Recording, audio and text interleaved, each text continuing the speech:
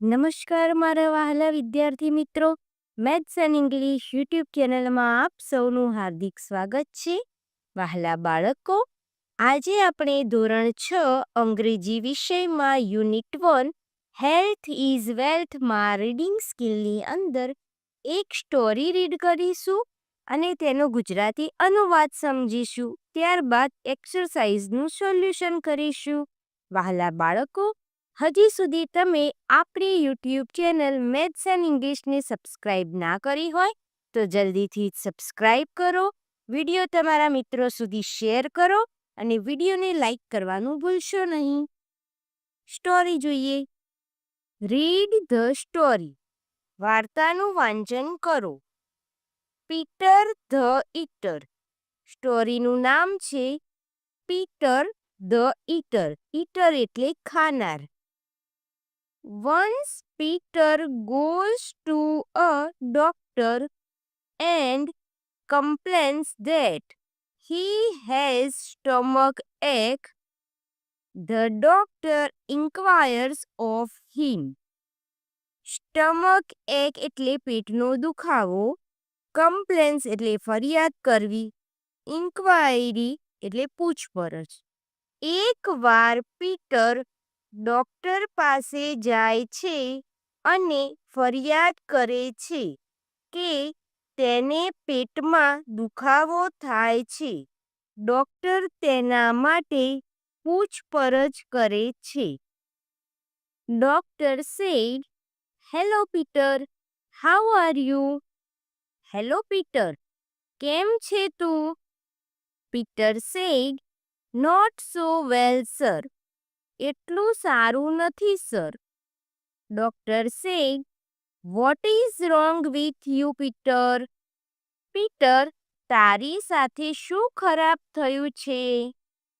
Peter said, sir, I have severe stomach ache. Sir, મને પેટમાં સતત દુખાવો થાય છે. Doctor said, what did you eat last night? કાલે રાત્રે તે શું ખાધું? Peter said, sir, I had only 3 sandwiches. Sir, માત્ર મેં 3 સેન્ડવિચ લીધી હતી. Doctor said, at what time? કયા સમયે? Peter said, at 10 o'clock. 10 કલાકે. Doctor said, why so late? આટલું મોડું શા માટે? Peter said, because there were some guests at home and my mother prepared dosa first for them. કારણ કે ઘરમાં કેટલાક મહેમાનો હતા અને મારી માતાએ તેમના માટે પહેલા ઢોસા તૈયાર કર્યા હતા. Doctor said, did you eat any dosa? તે કોઈ પણ ઢોસા ખાધો હતો? Peter said, sir, I don't like dosa much, so I took only 2 dosas. Sir, મને ઢોસા બહુ ગમતા નથી, એટલે મેં માત્ર 2 ઢોસા ખાધા હતા. Doctor said, but if you don't like dosa, why did you eat 2 dosas? પણ જો તને ઢોસા નથી ગમતા તો તે 2 ઢોસા કેમ ખાધા? Peter said, sir, I did so because I had taken only 1 pizza. We all had snacks in the garden at 7 p.m. So I was very hungry.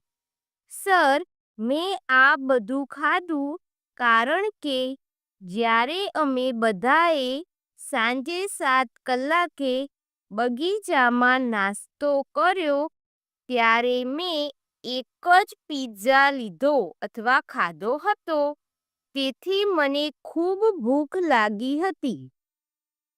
Doctor said, what had you taken 1 pizza before you ate dosa? શું તે ઢોસા ખાધા પહેલા એક pizza ખાધો હતો? Peter said, Yes, sir. હા, sir. Doctor said, So you ate one pizza, two dosas, and three sandwiches, right? એટલે તે એક પિઝા, બે ઢોસા અને ત્રણ સેન્ડવિચ ખાધી, સાચું? Peter said, Yes, sir. હા, sir. Doctor said, Then your stomach ache is natural. પછી તારા પેટમાં દુખાવો સ્વાભાવિક છે. Peter said, But sir, I haven't taken anything after taking a glass full of milk with bread and butter this morning. પણ સાહેબ, આજે સવારે બ્રેડ અને માખણ સાથે દૂધ ભરેલો ગ્લાસ લીધા પછી મેં કંઈ લીધું નથી. Doctor said, milk with bread and butter. Oh, Peter, I will go mad if you speak anything now. Take this medicine and go away. Bread અને માખણ સાથે દૂધ? ઓ પીટર, તું હવે કંઈ બોલીશ તો હું પાગલ થઈ જઈશ. આ દવા લે અને જા. Peter said, Thank you, sir. Should I eat anything before I take this medicine? Will it be harmful if I take it on a hungry stomach? The doctor looks at Peter angrily and Peter quickly goes out of the room. આભાર sir. આ દવા લેતા પહેલા મારે કંઈ ખાવું જોઈએ? જો હું તેને ભૂખ્યા પેટે લઉં તો શું તે હાનિકારક રહેશે? ડોક્ટર પીટર તરફ ગુસ્સાથી જુએ છે અને પીટર ઝડપથી રૂમની બહાર નીકળી જાય છે. વિદ્યાર્થી મિત્રો, અહીં પીટર ધ ઈટર સ્ટોરી પૂર્ણ થાય છે. હવે આગળ આપણે એક્સરસાઇઝ સોલ્વ કરીશું. Complete the answers two this questions. અહીંયા આપેલ પ્રશ્નોના જવાબ કમ્પ્લીટ કરવાના છે. Question 1, who came to Peters home? પીટર્સના ઘરે કોણ આવ્યું હતું? તો જવાબ આવશે સમ ગેસ્ટ, કેટલાક મહેમાન આવ્યા હતા.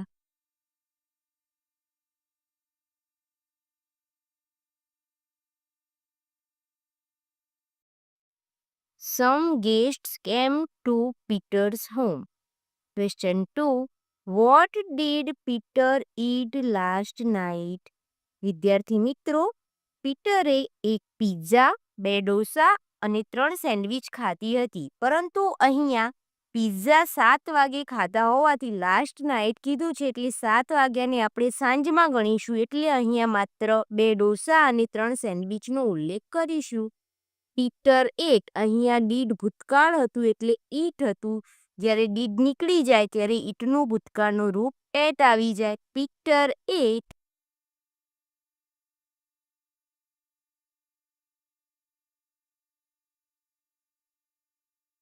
two dosas and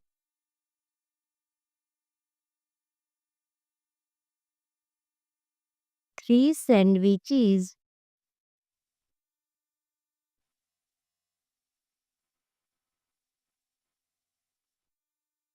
the last night.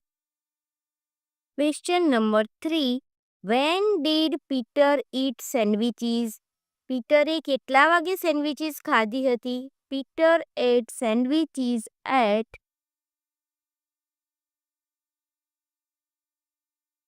10 o'clock. Question 4, where did Peter eat pizza? પીટરે પિઝા ક્યાં ખાધા હતા? Peter ate pizza in the garden.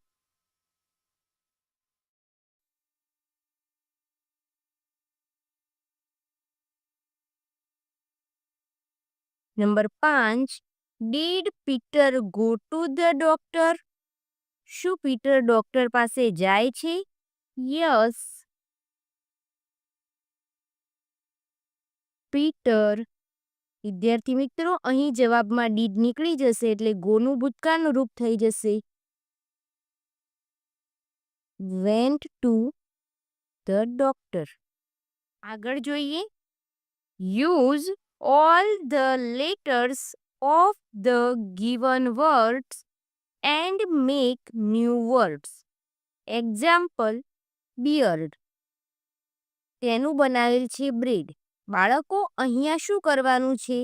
જે શબ્દ આપેલો છે તેના દરેક લેટરનો ઉપયોગ કરીને એક નવો વર્ડ બનાવવાનો છે. એ જ સ્પેલિંગને આડા અવળા ગોઠવીને એક મિનિંગફુલ વર્ડ બનાવવાનો રહેશે. અહીં એક ઉદાહરણ આપેલ છે તે પ્રમાણે આપણે બીજા બનાવીશું. ઈટ, તો એનું બનશે ટી, જેમાં એ જ 3 શબ્દોનો ઉપયોગ કરીને આપણે નવો શબ્દ બનાવ્યો છે. તે રીતે નેટ, તો 10,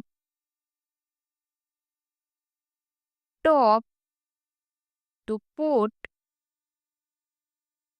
ડોસા, soda, post, stop, now, one, but, tube, laws, soul, late, tell, last, salt. કોઈ પણ નવો લેટર ઉમેર્યા વગર આ જ વર્ડમાંથી એક નવો શબ્દ બનાવેલ છે દરેકમાં. હવે આગળ જોઈશું. સ્ટ્રાઇક આઉટ ધ લેટર એમ. એમ લેટરને દૂર કરો. Underline the words in the story. હવે અહીં આપેલ શબ્દોમાંથી એમ લેટરને દૂર કરવાનો છે અને એના પછી જે લેટર વધે તે લખવાના છે અને સ્ટોરીની અંદર તે વર્ડની નીચે લાઈન કરવાની છે. તો સૌપ્રથમ આપણે એમ દૂર કરી દઈશું.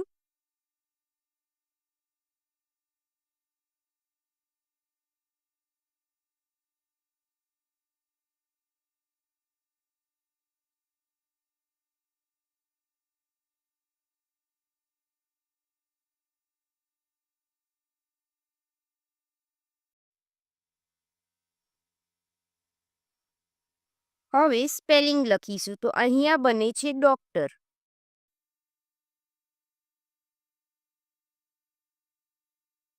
અહીંયા બને છે હંગ્રી.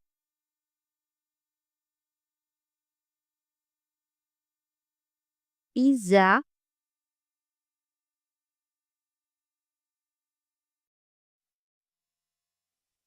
Quickly, glass. હવે તમારે પીટર ધ ઈટર સ્ટોરીમાં આ વર્ડ નીચે અંડરલાઈન કરવાની છે. હવે આગળ જોઈએ. Study the invoice and answer the questions. વિદ્યાર્થી મિત્રો, અહીં તમને એક બિલ આપેલું છે. શાનું બિલ? Annapurna grocery store. બાળકો, આપણે ડીમાર્ટ, કોઈ પણ પ્રકારના મોલમાં જઈએ, બુક સ્ટોરમાં જઈએ, ગ્રોસરી સ્ટોરમાં જઈએ, ત્યાં આપણને એક લાસ્ટમાં બિલ આપવામાં આવે છે. તે પણ આ જ પ્રકારનું હોય છે. તમારે આ બિલનો અભ્યાસ કરવાનો છે અને ક્વેશ્ચનના આન્સર આપવાના છે. સૌ પ્રથમ આપણે આ ઇનવોઇસની સંપૂર્ણ માહિતી સમજીશું. અન્નપૂર્ણા ગ્રોસરી સ્ટોર તે ક્યાં આવેલું છે? તેનું address 15 Shantinagar green park, Gandhinagar. Pin code number પણ આપેલ છે 382010. ઓનર એટલે કે આ ગ્રોસરી સ્ટોરના માલિકનું નામ છે mister Ramesh Barot. GST in, GST number પણ આપેલ છે. ઇનવોઇસ નંબર, બિલનો નંબર કયો છે તે પણ આપેલ છે. ઇનવોઇસ ડેટ, કયા દિવસનું બિલ છે? 21/10/2024. Customer name Hina Bheda. આ કોનું બિલ છે? કોણે ખરીદી કરી છે? હિના ભેડા. ત્યારબાદ કસ્ટમરે શું ખરીદી કરી છે તેની ડિટેલ્સ પણ આપેલ છે. Item: basmati rice 1 kg, wheat floor 10 kg, groundnut oil 2 litre, sugar 2 kg, તુવર દાળ 1 kg, મસાલા ટી પાવડર 500 ગ્રામ, ડિટર્જન્ટ પાવડર 2 kg. હવે અહીં ક્વોન્ટિટી આપેલી છે કે કેટલું લીધું, પ્રાઇસ પર કેજી અથવા લીટર એ પણ જોવાનું. ત્યારબાદ ટોટલ કેટલા પૈસા થયા. વિદ્યાર્થી મિત્રો, અહીંયા પ્રાઇસ પર કેજી અને લીટર કેમ લખ્યું છે? કારણ કે અહીં તમે જોઈ શકો છો કે ભાવ છે તે 1 કિલો પરના નક્કી થાય છે.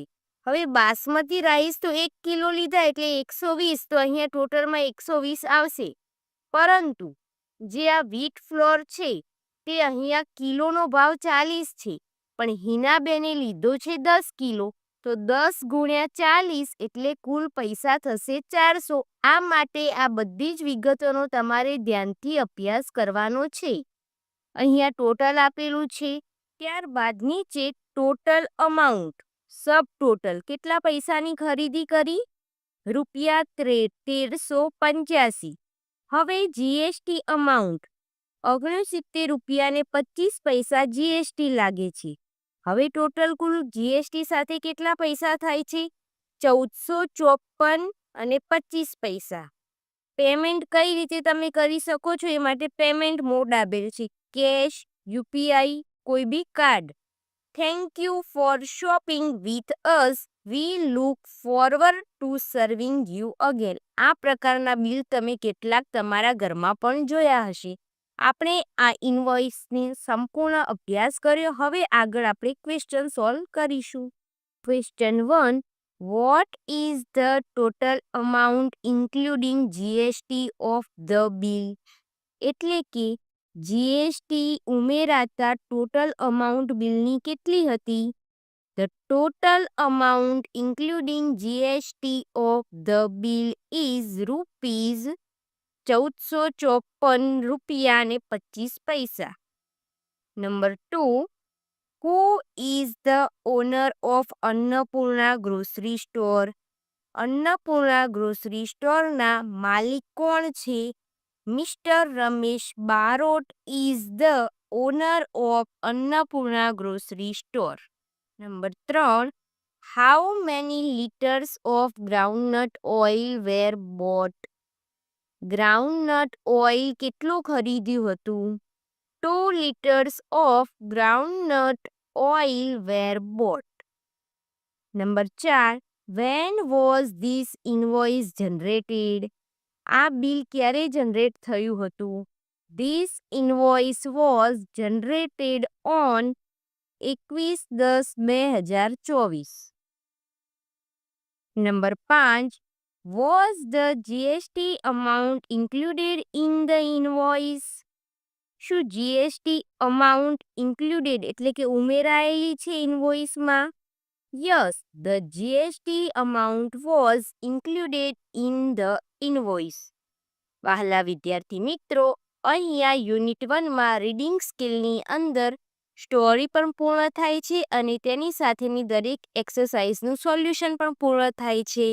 વિડીયો ગમ્યો હોય તો લાઈક કરો, શેર કરો, આપણી યુટ્યુબ ચેનલને સબસ્ક્રાઇબ કરવાનું ભૂલશો નહીં. મળીએ એક નવા વિડીયો સાથે. ધન્યવાદ.